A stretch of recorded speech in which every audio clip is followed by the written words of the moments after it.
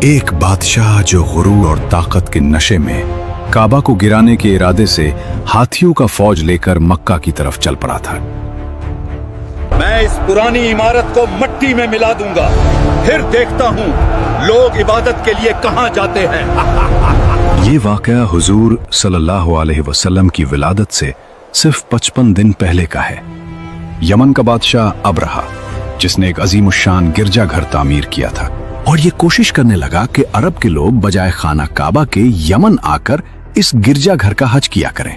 جب مکہ والوں کو یہ معلوم ہوا تو قبیلہ کنانہ کا ایک شخص غیظ و غضب میں چل بھون کر یمن گیا اور وہاں کے گرجا گھر کی سخت توہین کی، اسے ناپاکی سے آلودہ کر دیا۔ جب ابرہہ نے یہ واقعہ سنا تو وہ طیش میں آپے سے باہر ہو گیا۔ اس پرانی عمارت کا اتنا احترام میرے اس شاندار محل سے زیادہ؟ آج ہم اس دیوار کو مٹا دیں گے جس پر عرب ناز کرتے ہیں۔ جاؤ، لشکر کو تیار کرو۔ ایک خوفناک لشکر مکہ کی طرف بڑھا۔ ہر قدم کے ساتھ زمین کانپ رہی تھی اور خانہ کعبہ کو ڈھانے کے لیے ہاتھیوں کی فوج لے کر مکہ پر حملہ کر دیا۔ بچاؤ، ہمیں بچاؤ، اس قہر سے بچاؤ۔ اور اس کی فوج کے اگلے دستہ نے مکہ والوں کے تمام اونٹوں اور دوسرے مویشیوں کو چھین لیا۔ اس میں 200 یا 400 اونٹ عبد المطلب کے تھے۔ آقا، اب ہم کیسے اونٹ واپس لائیں گے؟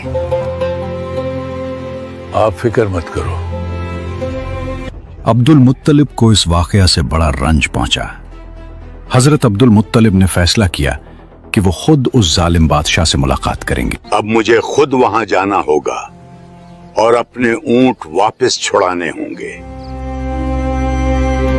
چنانچہ آپ اس معاملے میں گفتگو کرنے کے لیے اس کے لشکر میں تشریف لے گئے۔ جب ابرہہ کو معلوم ہوا کہ قریش کا سردار اس سے ملاقات کرنے کے لیے آیا ہے تو اس نے آپ کو اپنے خیمہ میں بلا لیا۔ اسے خیمے میں بلاؤ۔ اور جب عبد المطلب کو دیکھا کہ ایک بلند قامت، روبدار اور نہایت ہی حسین و جمیل آدمی ہے جن کی پیشانی پر نور نبوت کا جاہ و جلال چمک رہا ہے، تو صورت دیکھتے ہی ابرہہ مروب ہو گیا اور بے اختیار تخت شاہی سے اتر کر آپ کی تعظیم و تکریم کے لیے کھڑا ہو گیا اور اپنے برابر بٹھا کر دریافت کیا کہ کیسے سردار قریش، یہاں آپ کی تشریف آوری کا کیا مقصد ہے؟ عبد المطلب نے جواب دیا، میں یہاں آپ سے جنگ کرنے نہیں آیا ہوں۔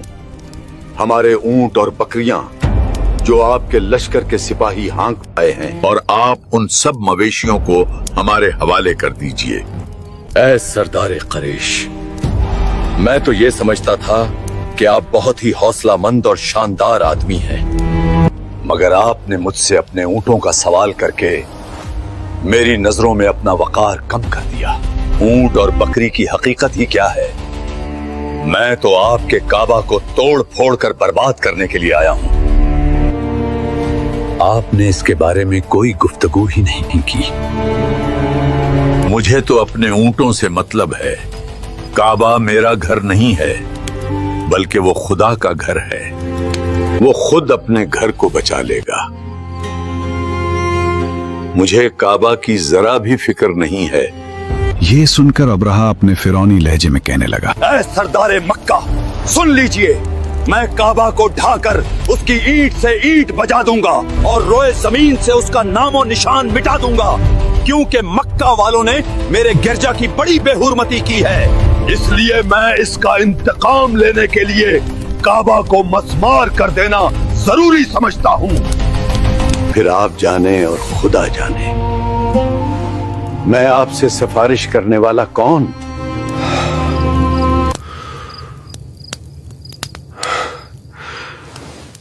اس گفتگو کے بعد ابرہہ نے تمام جانوروں کو واپس کر دینے کا حکم دیا اور عبد المطلب تمام اونٹوں اور بکریوں کو ساتھ لے کر اپنے گھر چلے آئے اور مکہ والوں سے فرمایا، مکہ والو، اپنے اپنے مال مویشی لو اور فوراً شہر خالی کر دو۔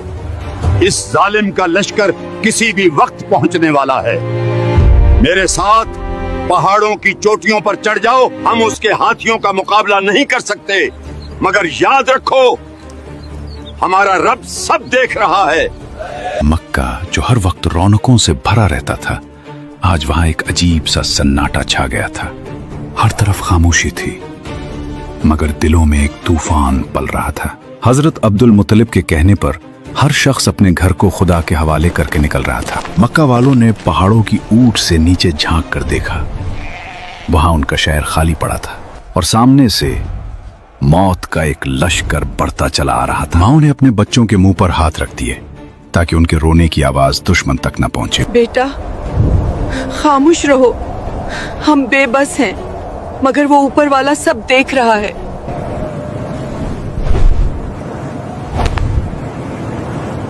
इंसान जा चुके थे, अब सिर्फ खुदा बाकी था। अबरहा को लगा कि रास्ता साफ है, मगर उसे ये मालूम न था कि आज मक्का की दीवारें नहीं, आसमान का निजाम मुकाबला करेगा।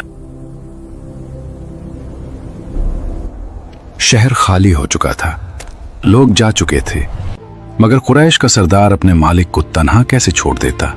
वो जा रहा था उस दर की तरफ जहां से कभी कोई खाली नहीं लूटा। अब्दुल मुत्तलिब फिर खुद अपने खानदान के चंद आदमियों को साथ लेकर खाना काबा में गए और दरवाजे का हल्का पकड़कर इंतहाई बेकरारी और गिरिए गुजारी के साथ दरबार बारी में इस तरह दुआ मांगने लगे कि ऐ अल्लाह, बेशक हर शख्स अपने अपने घर की हिफाजत करता है, लिहाजा तू भी अपने घर की हिफाजत फरमा। अब्दुल मुत्तलिब ने ये दुआ मांगी और अपने खानदान वालों को साथ लेकर पहाड़ की चोटी पर चढ़ गए और खुदा की कुदरत का जलवा देखने लगे। अबरहा जब सुबह को काबा ढाने के लिए अपने लश्कर जर्रार और हाथियों की कतार के साथ आगे बढ़ा। सुबह का सूरज अभी पूरी तरह निकला भी न था कि अबरहा का गुरूर जमीन पोस होने लगा। मकाम मुगम्मस पर पहुंचते ही वो हाथी जिस पर उसे नाज था, खुदा के हुक्म से मिट्टी पर बैठ गया। उठ महमूद, आगे बढ़। ये क्या बदकलामी है? इस जानवर को लोहे की सिलाखों से मारो। हर बार उसे मारा गया, हर बार ललकारा गया, मगर वो बेजबान जानवर अपने खालिक की हद पहचान गया था। जब उसे यमन की तरफ मोड़ा जाता तो वो दौड़ने लगता, मगर जैसे ही रुख मक्का की तरफ होता वो फिर बैठ जाता और फिर आसमान का रंग बदलने लगा। समंदर की जानिब से नन्हे नन्हे परिंदों के झंड नमूदार हुए। उनकी चोंचों और पंजों में तीन तीन नन्ही कंकरियां थीं, जो देखने में मामूली थीं, मगर उन पर कहरे इलाही की मोहर लगी थी। समंदर की जानिब से हरम काबा की तरफ आने लगे। अबाबीलों के इन दिल बादल लश्करों ने अबरहा की फौजों पर इस जोर शोर से संगबारी शुरू कर दी कि आन की आन में अबरहा के लश्कर और उसके हाथियों के पर खच्चे उड़ गए। अबाबीलों की संगबाजी खुदावंदे क़हार और जब्बार के कहर और गजब की ऐसी मार थी कि जब कोई कंकरी किसी फील सवार के सर पर पड़ती थी तो वो उस आदमी के बदन को छींटती हुई हाथी के बदन से पार हो जाती थी। ये क्या हो रहा है? मेरे हाथ पिघल रहे हैं, भागो, खुदा का अज़ब आ गया। अबरहा की फौज का एक आदमी भी जिंदा नहीं बचा और सबके सब अबरहा और उसके हाथियों समेत इस तरह हलाक और बर्बाद हो गए कि उनके जिस्मों की बोटियां टुकड़े टुकड़े होकर जमीन पर बिखर गईं। चुनांचे कुरान मजीद में अल्लाह ताला ने इस वाकया का जिक्र करते हुए फरमाया कि अलम तरा कैफ फ़अल रब्बुका बिअस्हाबिल फील अलम यजअल कैदहुम फी तदलील व अरसल अलैहिम तैरन अबाबील तरमीहिम बिहिजारतिन मिन सिज्जील फजअलहुम कअस्फिन मअकूल। यानी ए महबूब, क्या तुमने नहीं देखा कि तुम्हारे रब ने हाथी वालों के साथ क्या किया? क्या उसने उनकी चाल को नाकाम नहीं बना दिया और उन पर झंड के झंड परिंदे भेजे जो उन पर पक्की हुई मिट्टी के कंकर फेंक रहे थे? बस अल्लाह ने उन्हें चबाए हुए भूसे की तरह कर दिया। जुल्म का सूरज डूब चुका था और तकब्बुर मिट्टी में मिल गया था। वो घर जिसे दुनिया तन्हा समझ रही थी, आज उसके मालिक ने उसे कयामत तक के लिए सरबुलंद कर दिया था। अब वक्त था पहाड़ों से नीचे उतरने का, खुदा की कुदरत का निशान अपनी आंखों से देखने का। सरदार कुरैश जब नीचे तशरीफ लाए तो उनकी आंखों में आंसू थे और दिल में शुक्र का एक समंदर मोजजिन था। उन्होंने काबा की दीवारों को चूमा और अपने रब के हुजूर सजदा रेज हो गए। ये करामत हजरत अब्दुल मुत्तलिब को सिर्फ कुरैश का सरदार ही नहीं बल्कि पूरे अरब का मुस्तजाबुद्दावात, जिनकी दुआ कबूल होती हो, बुजुर्ग बना गई। लोग दूर दूर से उनके दीदार के लिए आने लगे।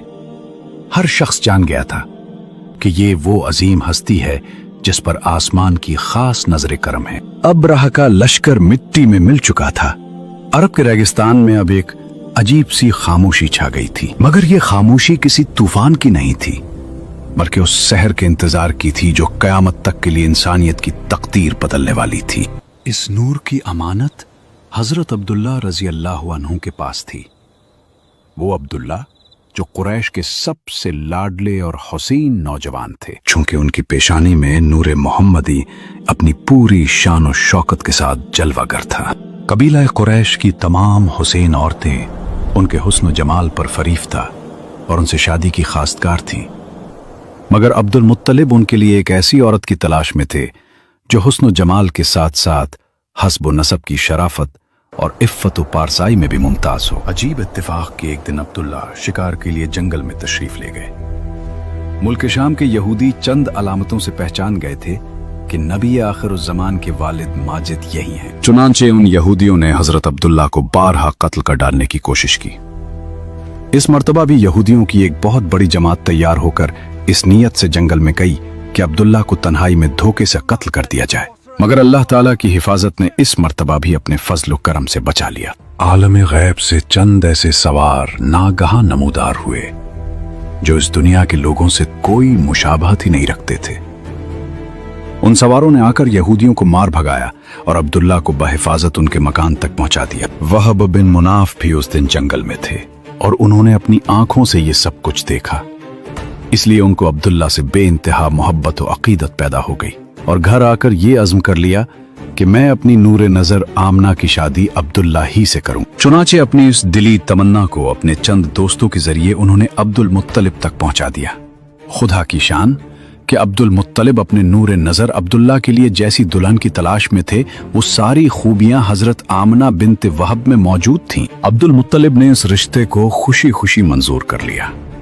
चुनाचे 24 साल की उम्र में हजरत अब्दुल्ला का हजरत बीबी आमना से निकाह हो गया और नूर मोहम्मद हजरत अब्दुल्ला से मुंतकिल होकर हजरत बीबी आमना के शिक में अथर में जलवागर हो गया। हमने नबी